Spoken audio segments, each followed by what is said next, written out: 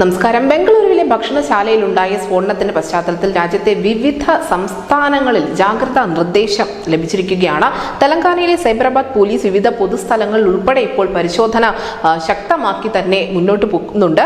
പൊതു തെരഞ്ഞെടുപ്പ് തീയതി പ്രഖ്യാപിക്കാനിരിക്കെ രാഷ്ട്രീയ പാർട്ടികൾ വളരെ ഊർജ്ജത്തോടുകൂടി പ്രചരണ രംഗത്ത് പോലും സജീവമായ സാഹചര്യത്തിൽ ഈ സ്ഫോടനം വലിയ ഒരു ആശങ്ക സംസ്ഥാനത്തിന് മാത്രമല്ല രാജ്യത്തിന് തന്നെ സമ്മാനിക്കുന്നുണ്ട്. അതുകൊണ്ട് തന്നെയാണ് വിവിധ അന്വേഷണ ഏജൻസികൾ വളരെ കാര്യമായി തന്നെ ഈ കേസിന്റെ പിന്നാലെ പോകുന്നതും. എന്തായാലും തീവ്രത കുറഞ്ഞ സ്ഫോടനമാണ് ഇതെന്നും അന്വേഷണം നടക്കുന്നുണ്ട് എന്നും ഒക്കെ കർണാടക ഉപമുഖ്യമന്ത്രി DK ശിവകുമാർ ആവർത്തിക്കുമ്പോൾ പോലും ഈ സംഭവത്തിന്റെ ഗൗരവം ഒരിക്കലും കുറച്ചു കാണാൻ സാധിക്കുകയില്ല.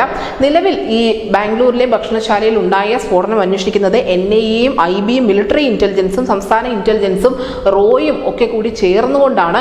എന്തുകൊണ്ട് മിലിറ്ററി ഇന്റലിജൻസ് പോലും ഇതിൽ ഇടപെടുന്നു അല്ലെങ്കിൽ അന്വേഷിക്കുന്നു എന്നതിന് കാരണം എന്തെന്നാൽ മിലിറ്ററി ക്യാമ്പിന് തൊട്ടടുത്താണ് ഈ സ്ഫോടനം ഉണ്ടായിരിക്കുന്നത്. എന്തായാലും ദക്ഷിണേന്ത്യയിൽ ഭീകരവാദത്തിന്റെ സ്ലീപ്പർ സെല്ലുകൾ വളരെ സജീവമാണ് എന്ന തരത്തിലുള്ള റിപ്പോർട്ടുകൾ ഇതിനു മുൻപും പുറത്തു വന്നിരുന്നു.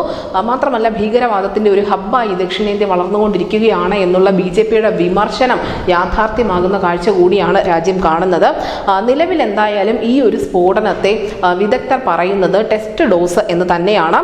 ഒരു ട്രയൽ റൺ മാത്രമാണ് ഇപ്പോൾ ബംഗളൂരുവിൽ സംഭവിച്ചിരിക്കുന്നത്. നമുക്കറിയാം തമിഴ്നാട്ടിലെ കോയമ്പത്തൂരിൽ ഉൾപ്പെടെ ഇത്തരത്തിലുള്ള ചെറു സ്ഫോടനങ്ങൾ നടന്നിട്ടുണ്ട്. അങ്ങനെ പൊതു തെരഞ്ഞെടുപ്പിന് മുൻപ് രാജ്യത്ത് നടക്കുന്ന ചെറിയ പ്രതിഷേധങ്ങൾ പോലും കേന്ദ്ര സർക്കാരും ഇന്റലിജൻസ് ഏജൻസികളും മറ്റും അതീവ ഗൗരവത്തോടു കൂടി കാണുന്ന സാഹചര്യത്തിലാണ് ഇപ്പോൾ ബംഗളൂരുവിൽ ഈ ഒരു സ്ഫോടനം നടന്നിരിക്കുന്നത്. എന്തായാലും ഈ ഒരു കാരണം കൊണ്ട് മാത്രം ദില്ലിയിൽ രാജ്യ തലസ്ഥാനത്തടക്കം സുരക്ഷ വളരെ ശക്തമാക്കിയിട്ടുണ്ട്. ഇതിന്റെ അന്വേഷണം എവിടെ ചെന്നെത്തുന്നു, ഏത് ഭീകരവാദ സംഘടനകളാണ് ഇതിൽ ഉൾപ്പെട്ടിരിക്കുന്നത് തുടങ്ങിയ കാര്യങ്ങളൊക്കെ വരും മണിക്കൂറുകൾ തന്നെ ലഭ്യമാകുമെന്നാണ് പ്രതീക്ഷിക്കുന്നത്. News desk news India Malayalam.